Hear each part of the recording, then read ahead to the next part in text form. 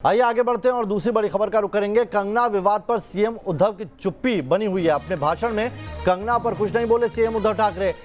सरकारी गुंडागर्दी पर भी उन्होंने चुप्पी साधे रखी और तकरीबन 40 मिनट तक बोले उद्धव ठाकरे, लेकिन उन्होंने कंगना और पूर्व नेवी अफसर की पिटाई मामले पर कोई बयान नहीं दिया। हालांकि ये जरूर कहा कि मेरी खामोशी को मेरी कमजोरी ना समझे, वही अपना पुराना चिरपरिचित अंदाज। ये भी कहा कि अभी राजनीति पर बात नहीं करूंगा। उन्होंने सरकार जो कोरोना को लेकर फाइट कर रही है, महाराष्ट्र सरकार, उसकी डिटेल यहां पर रखी। चुप्पी का मतलब ये नहीं है कि मेरे पास जवाब नहीं है। महाराष्ट्र का नाम खराब करने की कोशिश की जा रही है। ये 4 सेंटेंस उन्होंने इस पूरे मसले पर बोले, लेकिन कंगना का नाम नहीं लिया और ना ही जो बिगड़ती कानून व्यवस्था और बीएमसी की मनमानी है उस पर वो कुछ बोलते दिखाई पड़े।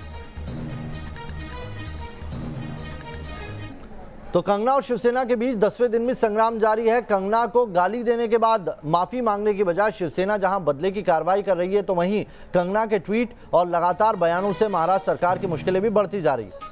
महाराष्ट्र में राष्ट्रपति शासन की मांग की जा रही है। अब अलग अलग इलाकों से आपको बता दें कि केंद्रीय मंत्री रामदास अठावले ने भी राष्ट्रपति शासन की मांग की है।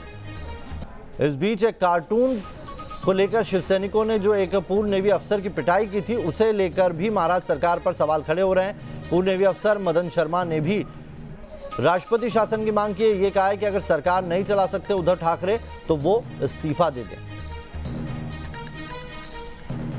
इस तरह की तबीयत है, आपने बताया कि आपको एक आंख से दिखाई नहीं दे रहा है। आप लोग देख सकते हैं, नहीं दिखाई दे रहा है। मैं एक आंख से आप लोगों को सहयोग कर रहा हूं। मैं आप लोग कभी से इंतजार कर रहे हैं। रात तक मैं 12-1 बजे तक मैं मीडिया से कन्वर्सेशन करते रहा। तबीयत कैसी है अभी?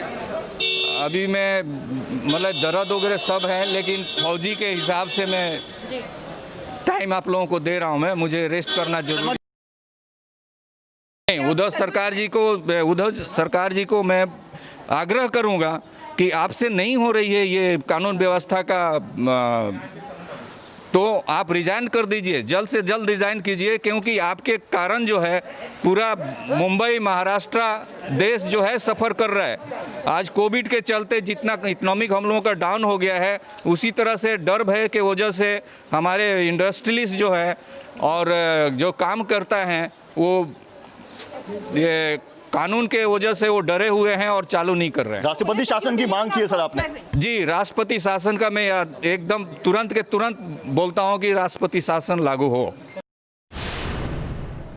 तो इसी खबर पर बात करने के लिए मेरे 2 सहयोगी पंकज मिश्रा और विकास श्रीवास्तव मेरे साथ जुड़ गए हैं। विकास, उद्धव ठाकरे प्रेस कॉन्फ्रेंस करते हैं और प्रेस कॉन्फ्रेंस में कंगना का नाम नहीं लेते, बिगड़ती कानून व्यवस्था का जिक्र नहीं करते और ना ही जो ये कार्रवाई हुई है सरकारी गुंडागर्दी उस पर उन्होंने बयान नहीं दिया।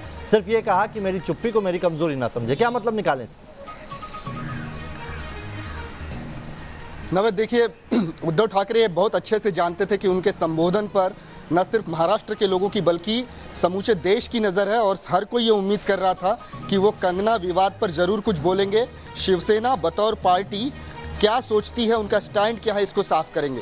लेकिन वो ये भी जानते थे कि कंगना रनावत के मुद्दे को छेड़कर जितनी फजीहत शिवसेना ने उठा ली है, मोल ली है, अब उस पर और ज़्यादा बोलेंगे तो और फजीहत ही होगी, और इसीलिए कंगना का नाम लेने से वो बचते रहे। लेकिन उन्होंने इतना ज़रूर कहा कि एक वक्त आएगा जब मैं राजनीति पर भी बात करूँगा। लेकिन इस समय उनको ऐसा लगता है कि महाराष्ट्र को बदनाम करने की एक साजिश रची जा रही है।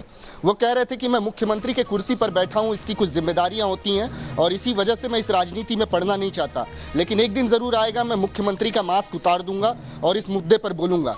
लेकिन वो बखूबी जानते हैं इस बात को कि जिस तरीके से कंगना वर्सेस संजय राउत का जो विवाद हुआ, संजय राउत ने गालियाँ देकर शिवसेना की संस्कृति को सामने लाने की जो हिमाकत की, उसके बाद जो शिवसेना की फजीहत हुई, एक बहुत बड़ा जन सैलाब जो है वो कंगना के फेवर में आकर खड़ा हो गया, समर्थन में खड़ा हो गया। और शिवसेना के लिए ये पूरा मामला जैसे एक बूमरैंग हो गया कि इन्होंने गालियां तो बक दी, लेकिन उसके बाद इन्हें अपना मुंह छिपाते नहीं हो रहा था, और इसी वजह से मुमकिन है।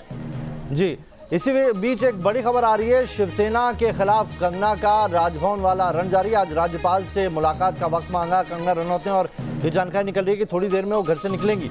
मुंबई में राज्यपाल भगत सिंह कोश्यारी से मिलने के लिए कंगना ने वक्त मांगा था, जो 4:30 बजे मुलाकात का वक्त रखा गया है। पंकज बने हुए हैं कंगना के घर के बाहर से। पंकज, कब तक निकलेंगी कंगना और आज कंगना जब राज्यपाल से मुलाकात करेंगी तो वो कौन सी महत्वपूर्ण बातें होने वाली है जिससे आगे महाराष्ट्र में वो बीएमसी को लेकर या सरकार को लेकर बात कर सकती है वहाँ पर? जी बिल्कुल, देखिए नवेद, सबसे पहले आपको बता दूं कि करीब 4:30 बजे राज्यपाल भगत सिंह कोश्यारी और कंगना रनावत के बीच की ये मुलाकात होनी है। ऐसे में कंगना रनावत मुंबई के बांद्रा इलाके में पाली हिल में रहती हैं, तो यहाँ से ये करीब 4 बजे निकलेंगी और सबसे अहम मुद्दा होगा बीएमसी द्वारा कंगना पर जो कार्रवाई की गई है उनके दफ्तर पर। आपको बता दें कि जब ये कार्रवाई की गई थी तो राज्यपाल भगत सिंह कोश्यारी भी इसको लेकर नाराज थे। उन्होंने खुद महाराष्ट्र के मुख्यमंत्री के जो चीफ एडवाइजर हैं अजय मेहता, उन्होंने तलब किया था और उनसे जवाब मांगा था कि इस तरह से क्यों कार्रवाई की गई, इतने आनन फानन में कार्रवाई करने की आखिर क्या वजह थी।